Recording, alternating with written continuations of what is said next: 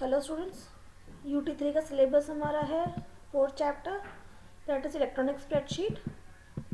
Electric spreadsheet जो है वो सेम होता है MS एक्सेल की तरह। मतलब हम ओपन ऑफिस में से स्प्रेडशीट कहते हैं या कैल्क कहते हैं, और MS ऑफिस में मुझे एक्सेल कहते हैं उसको। तो बेसिकली बताया गया है इस पैराग्राफ में कि हम कहाँ कहाँ इसका यूज़ कर सकते हैं। That is for calculations, simple हो सकता है, साइंटिफिक हो सकता है, इंजीनियरिंग हो सकता है, किसी प्रकार की कैलकुलेशंस हो वो हम एक्सेल या कैल्क के द्वारा करते हैं। और एक अच्छा टूल है for doing the work easily and accurately. ठीक है, तो जैसे कि हम चाइल्डहुड में नोटबुक्स में स्मॉल सेल्स में लिखते थे, मैथ्स की बुक होती थी हमारी, नोटबुक्स होती थी जिसमें हम टेबल्स वगैरह लिखते थे, वैसे ही आपका ये एक्सेल की शीट होती है जिसमें रोज एंड कॉलम्स बने होते हैं। इसको हम इलेक्ट्रॉनिक स्प्रेडशीट भी कह सकते हैं। और ये सारे ये जो यूज़ दिखा ना आपका यहाँ से लिखा हुआ है, it is used for the following things. ये पूरे इसके यूजेस दिए हुए हैं, कहाँ कहाँ इसका हम यूज़ कर सकते हैं। तो एक क्वेश्चन ये भी आ सकता है, what is calc and where it is used. तो फिर हम आगे चलते हैं नेक्स्ट पेज। ये इसका शॉर्ट फॉर्म है, मतलब definition of spreadsheet, that is it is a software that uses to store, manipulate and do the graphical presentations also. हम इसमें ग्राफ्स और चार्ट्स भी ड्रॉ कर सकते हैं इजीली। ये सारे इसके यूजेस दिए गए हैं बेसिकली, इसे आप एक बार पढ़ लेंगे। जो टर्म्स नहीं आएगा वो आप बाद में पूछ सकते हैं क्लास में। तो ये आपका टैबुलर फॉर्म में दे दिया इन्होंने, पॉइंट्स की फॉर्म में, यहाँ यहाँ हम इसका यूज़ करते हैं। ये इसका जिस्ट आ गया, समरी टाइप की है, आपका कॉन्सेप्ट आ गया है। ठीक है, तो यहाँ लिखा हुआ देखिए, इसको लिब्रा ऑफिस में हमसे कैल्क के नाम से जानते हैं और MS ऑफिस में से हम एक्सेल के नाम से जानते हैं। Now how to start the calc. तो ये आपका तरीका वैसे से हम करते थे वही सेम है। स्टार्ट पे गए, यहाँ पे हम लिब्रा ऑफिस में जाएंगे। मैं भी बताती हूँ आपको, पहले ये चीज़ इम्पॉर्टेंट है, स्प्रेडशीट को हम किस किस नाम से जानते हैं। तो ये आपके 4 नाम हैं। It can be your MCQ in your paper. तो हम आगे बढ़ते हैं। ये आपका दिया हुआ है how to download the calc. तो आपको यह स्टार्ट करने का तरीका आ गया। स्टार्ट मेन्यू पे गए, हमने लिब्रा के शॉर्टकट पर डबल क्लिक भी कर सकते हैं अगर आपके डेस्कटॉप पे वो आइकन पड़ा हुआ है। तो ये आपका लिब्रा ऑफिस है, इसमें हम base, calc, writer, draw, impress, इन चीज़ों को हम यूज़ कर सकते हैं। तो ये सब सॉफ्टवेयर जो है ये लिब्रा ऑफिस के पार्ट है। जो राइटर है वो वर्ड का काम करता है, कैल्क एक्सेल का काम करता है, इम्प्रेस जो है वो पावर पॉइंट का काम करता है। मेन ये 3 ही काम होते हैं जो हम करते हैं। जैसे पेन ब्रश है वो हम ड्रॉ यहाँ पे करते हैं उसके लिए। बाकी मैथ्स के ऑपरेशंस के लिए अलग इसने कैलकुलेटर टाइप का मैथ्स दिया हुआ है। तो हाउ टू स्टार्ट में समझ में आ गया, प्रोसेस कोई डिफरेंस नहीं है। ये आपका लाइनेक्स में, जैसे हमारे पास एक्स्ट्रा मार्क्स था तो उस वक्त हम ओबंतु में काम करते थे। तो ओबंतु एक लाइनेक्स ऑपरेटिंग सिस्टम है। इसका बेनिफिट ये है कि इसमें एंटीवायरस की ज़रूरत नहीं होती, ये खुद वायरस प्रोटेक्टेड होता है और इसमें वायरस कभी भी नहीं आ सकता। अगर किसी पेन ड्राइव में वायरस है या किसी सॉफ्टवेयर में वायरस है तो उसे ब्लॉक कर देता है, उसे ओपन नहीं करता। ठीक है, तो अब आता है part of Libre Office calc. This is the window of a calc similar to Excel, same चीज़ें वही हैं। ये पुराना वर्जन ऑफ एक्सेल कह सकते हैं इसे, 2007 वाला जो पार्ट था। तब हमारे पास मेन्यूज़ हुआ करते थे, हम लोग टैब्स में नहीं काम करते थे, होम इंसर्ट टैब नहीं हुआ करता था, तब ऐसे फाइल एडिट मेन्यूज़ होते थे। अब लेटेस्ट वर्जन में हमारे पास टैब्स आ गए हैं। तो इन सबको आपको पढ़ना है। ये सारे क्वेश्चन 1 मार्क्स में आ सकते हैं या फिर MCQ की फॉर्म में आ सकते हैं। Like top most bar is called what, formula bar is used for, name box, what do you mean by name box। तो ऐसे कुछ क्वेश्चंस आपके इसमें 1 मार्क्स के आ सकते हैं। तो नीचे इसका डेफिनेशन दिया गया है हर एक पार्ट का, you can read it out. और ये आप बचपन से, मतलब 6, 7, 8 आपको पढ़ाया गया है हर चीज़ है, तो I am just not going through it. ये आप लोग देख लेंगे, नहीं आएगा तो आप पूछ सकते हैं क्लास के अंदर।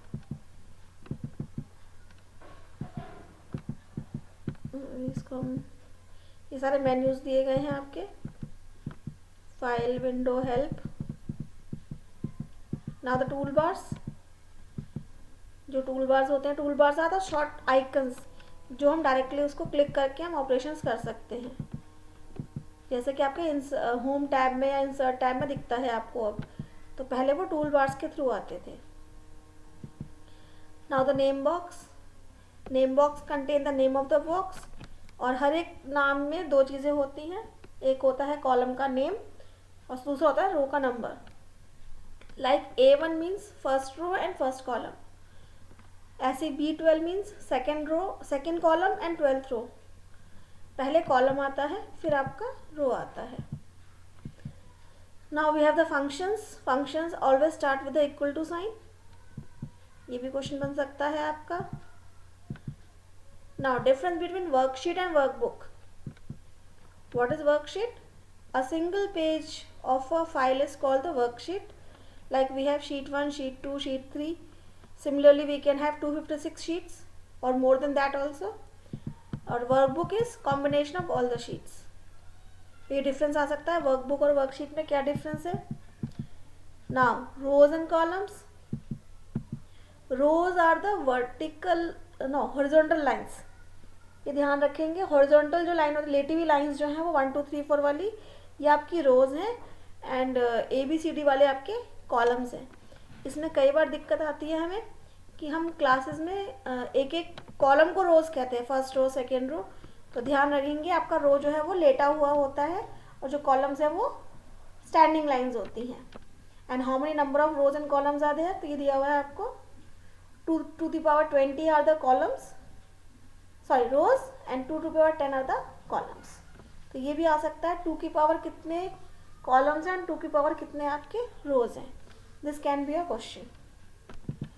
Now what is cell and what is cell address? All the boxes are called the cells, जितने भी बॉक्सेस अवेलेबल है सब सेल्स कहलाते हैं। And cell address is B12 या D4 या E9, ये आपको दिए गए हैं, जिसमें कि आपका फर्स्ट होता है कॉलम का नाम और दूसरा होता है रो का number. Next, what is active cell? The cell which have a darken border, जिसके बॉर्डर डार्क है उसे हम एक्टिव सेल कहते हैं। और जब भी हम टाइप करेंगे तो एक्टिव सेल में ही टाइप होगा, किसी और सेल में आपकी चीज़ें टाइप नहीं होती हैं, unless and until it is a active cell. तो ये आपका फर्स्ट पार्ट क्लियर हो चुका है। ये कुछ क्वेश्चंस हैं, इनके आंसर्स देख लेंगे आप।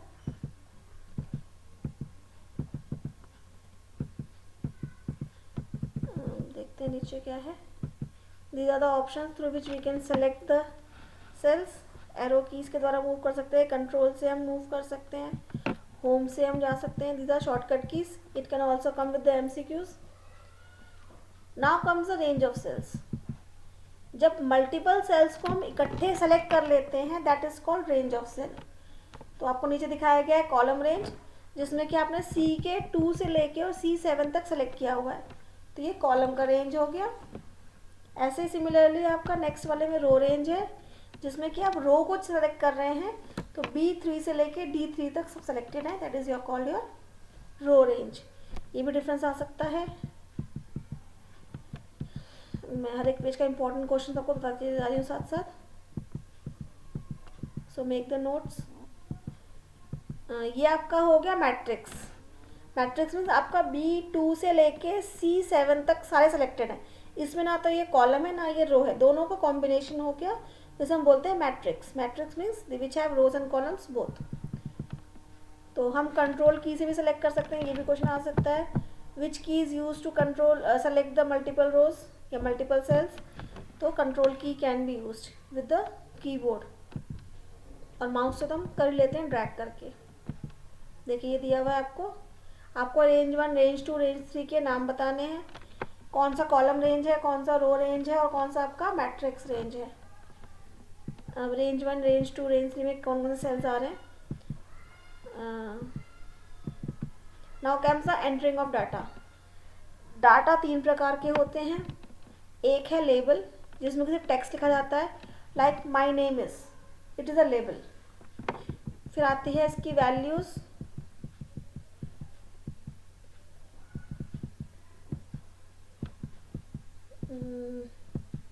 वैल्यूज़ में नंबर्स आ जाते हैं आपके, ठीक है। देखिए जैसे रिया है, क्लास 9th है, सेक्शन ए, ईमेल आईडी, ये सारे आपके लेबल्स हैं। And phone number is your numeric values. और उसके बाद आपका आता है formula, and formula always starts with equal to sign. तो ये आपको दिया गया है, इंटीजर, डेसिमल, ये सारे आपके लेबल्स हैं, और जो सामने वैल्यूज़ दी हुई हैं वो आपकी वैल्यूज़ हैं।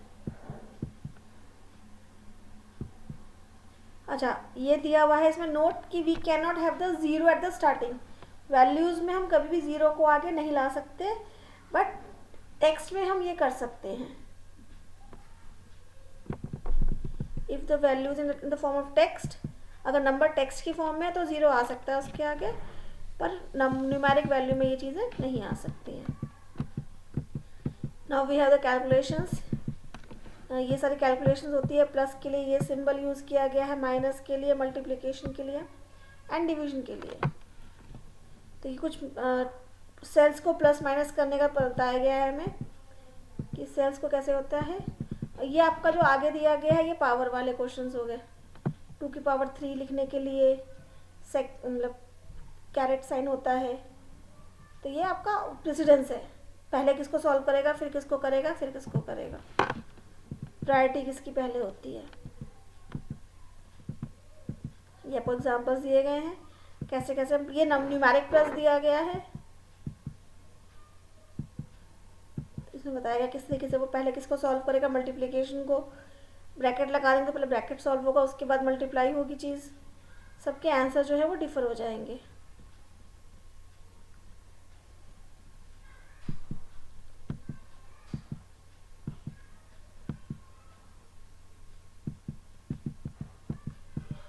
Now this is a practice question, इसकी वैल्यूज बतानी है आपको। Now comes your formulas. तो how to write the formula ये दिया गया है आपको। a2 multiply by b2 multiply by c2, पर इसके अगर इक्वल टू लगा देंगे तो तीनों नंबर्स को मल्टीप्लाई कर देगा। अगर इक्वल टू नहीं लगाएंगे तो ये एक सिंपल लेबल बन जाएगा जिसमें कि कोई भी कैलकुलेशंस नहीं होंगी। मैं बार बार रिपीट कर रही हूँ, formula always start with the equal to sign. ये क्वेश्चन 10th के बोर्ड के एग्जाम में भी आया था MCQ की फॉर्म में। This is your wrong formula. हम स्टार्टिंग ही इक्वल से करते हैं। हम ये if you right this in set 12 it will be a label not the formula. ये लेबल बन जाता है, ये फॉर्मूला नहीं बनेगा। जैसे दिखाया गया ये क्रॉस है, ये गलत है, ठीक है। नाउ ये कुछ एग्जाम्पल दिया गया। ये रजिस्टर्स की बुक है, इनके हमें अमाउंट फाइंड करने हैं। ये एग्जाम्पल है प्रैक्टिकल के लिए। तो हमने पहले शीट को रीनेम किया और उसके बाद डाटा को एंटर किया। ये आपकी वैल्यूज़ फिल हो गई हैं। इसके बाद हम जाएंगे डी वाले सेल में, इसे सेव कर दिया हमने।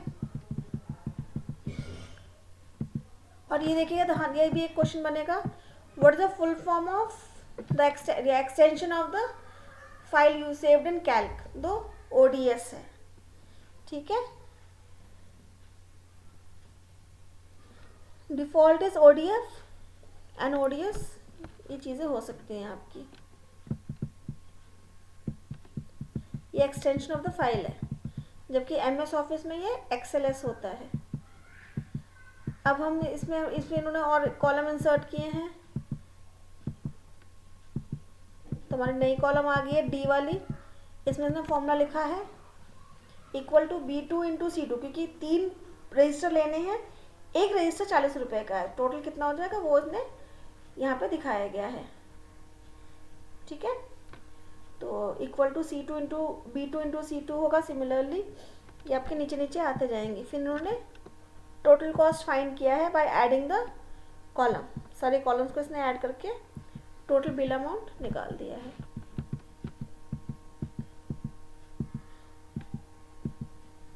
Now this is again your practice sheet. अब इस तरीके से बनाना है आपको।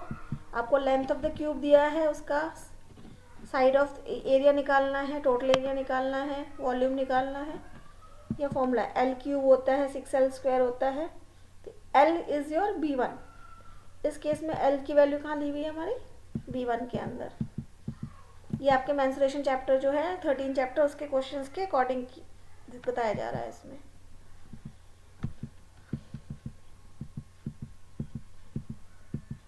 Now we have some functions. हमने यार D2 D3 इतना बड़ा लिखा था, हमारे पास कुछ फंक्शंस भी हैं जिसके द्वारा हम इनको इजीली सॉल्व कर सकते हैं। तो we have a function called sum. हम सम फंक्शन लिखेंगे इक्वल टू सम और लिखेंगे D2 कोलन D7। तो ये अपने आप ये वाला फॉर्मूला जो ये यहाँ करने पे जो ये फॉर्मूला है, एक सेकेंड,